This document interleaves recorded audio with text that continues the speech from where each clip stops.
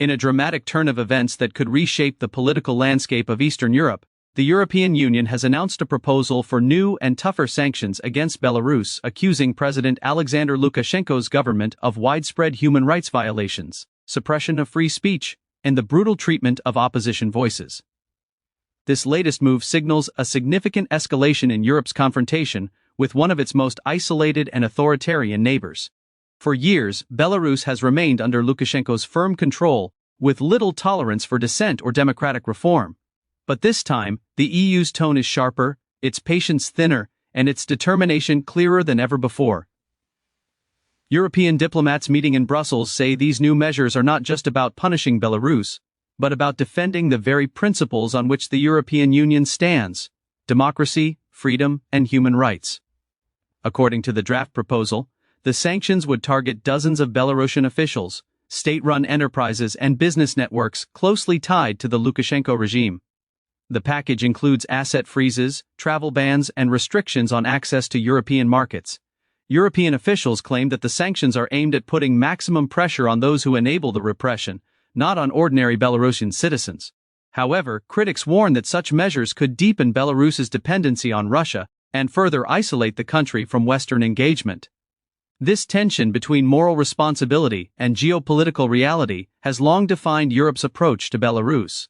The roots of the crisis stretch back to the disputed 2020 presidential elections, which international observers widely condemned as fraudulent. Lukashenko, claiming a landslide victory, cracked down on the massive protests that erupted across the country. The world watched as Belarusian streets filled with peaceful demonstrators carrying flowers and flags, only to be met with riot. Police, arrests, and tear gas. Thousands were detained, many reported torture in detention centers, and several opposition figures were forced into exile. The EU's first wave of sanctions followed shortly afterward, but Lukashenko's grip on power only tightened. With Russia's political and financial support, his regime weathered the storm, silencing dissent and tightening control over the media. Fast forward to today, and the situation has not improved. In fact, human rights organizations argue it has deteriorated further. Reports continue to emerge of journalists imprisoned without trial, NGOs shut down, and citizens living under constant surveillance. The United Nations and Amnesty International have repeatedly called for accountability, urging Belarus to release political prisoners and respect international human rights standards.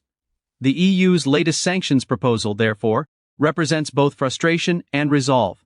A clear signal that Europe will not remain silent as one of its neighbors slides deeper into authoritarian darkness. Behind closed doors in Brussels, discussions among EU foreign ministers reveal deep concern over Belarus's increasing alignment with Moscow. Since the start of Russia's full-scale invasion of Ukraine, Lukashenko has allowed Russian troops to use Belarusian territory as a launchpad for attacks, while publicly supporting Vladimir Putin's policies. European leaders argue that Belarus has become a de facto extension of the Kremlin's military strategy. "We cannot treat Belarus as an innocent bystander," said one EU diplomat.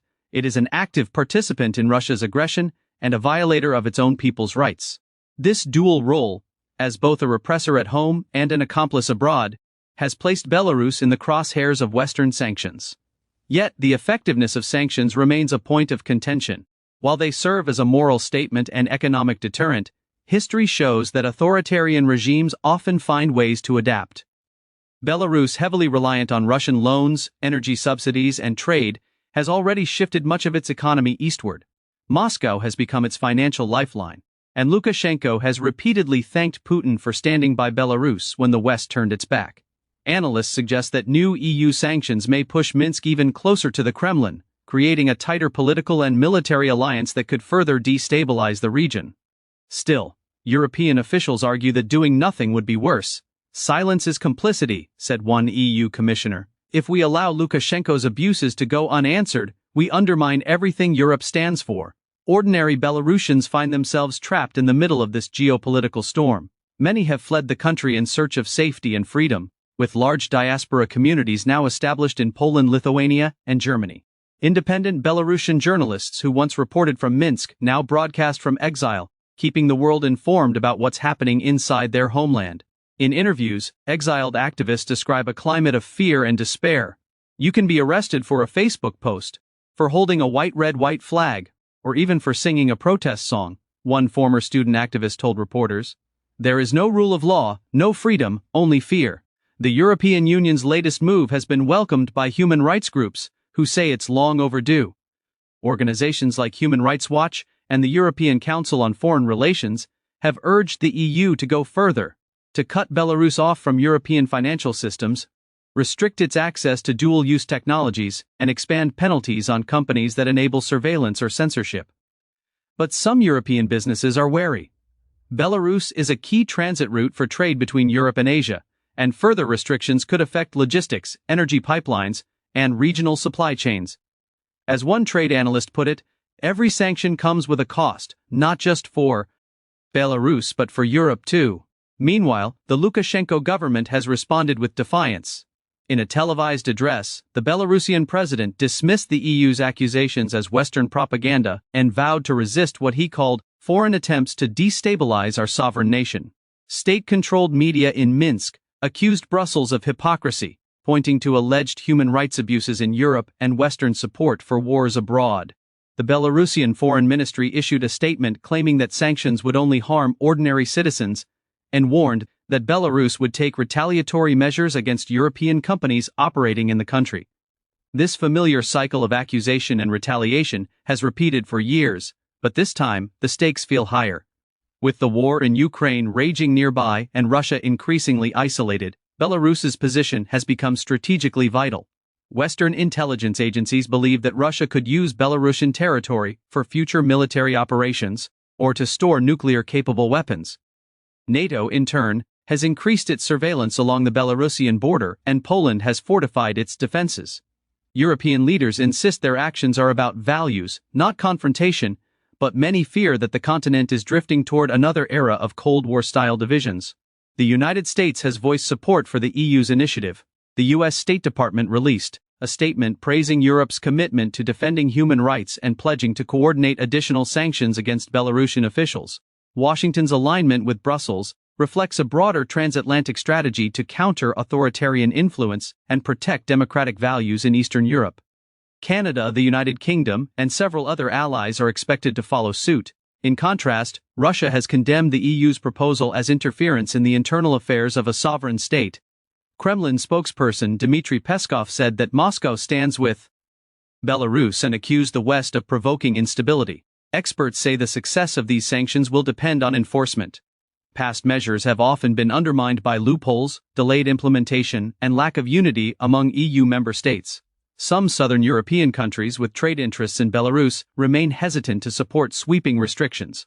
Nonetheless, momentum appears to be building. German Foreign Minister Annalena Baerbock called the proposal a moral necessity, while France's representative to the EU said, "Europe cannot afford to look away from tyranny on its doorstep." For the people of Belarus, hope remains fragile. Many continue to resist quietly, through underground networks, encrypted communication, and small acts of defiance. Art, literature, and digital activism have become tools of survival. Exiled opposition leader Sviatlana Tsikhanouskaya, now based in Lithuania, welcomed the EU's decision, saying it sends a message to every Belarusian that Europe has not forgotten us. She urged European nations to provide more humanitarian aid, scholarships, and support for civil society groups working in exile. Our struggle is not just for Belarus, she said. It is for democracy in the entire region. As the debate continues in Brussels, one thing is clear. The crisis in Belarus is no longer a domestic issue. It is part of a broader global struggle between democracy and authoritarianism. A battle over values, identity, and the future of Europe itself. Whether sanctions can bring about real change remains uncertain. History offers mixed lessons. Pressure can isolate regimes, but transformation often comes from within. Still, for the European Union, standing idle is not an option. With every new report of prisoners beaten, journalists silenced, and protesters jailed, Europe's conscience is tested once more. In the coming weeks, the proposal will move through the European Council and Parliament, where member states will debate the final list of names and entities to be sanctioned. If approved, the measures could take effect within months. Yet even as policymakers argue over details, the larger question remains: can sanctions alone stop the cycle of repression? For now, Brussels believes they can at least send a message that Europe will not ignore the suffering of the Belarusian people, nor allow authoritarianism to thrive unchecked on its borders. And so, as the world watches the political drama unfold, Belarus stands at a crossroads, between isolation and reform, between Moscow and the West, between fear and freedom. The next few months will determine not only the fate of its leadership, but the moral direction of Europe's foreign policy. In the words of one European diplomat, Belarus is not just a country in crisis, it is a mirror reflecting the choices we make as a continent.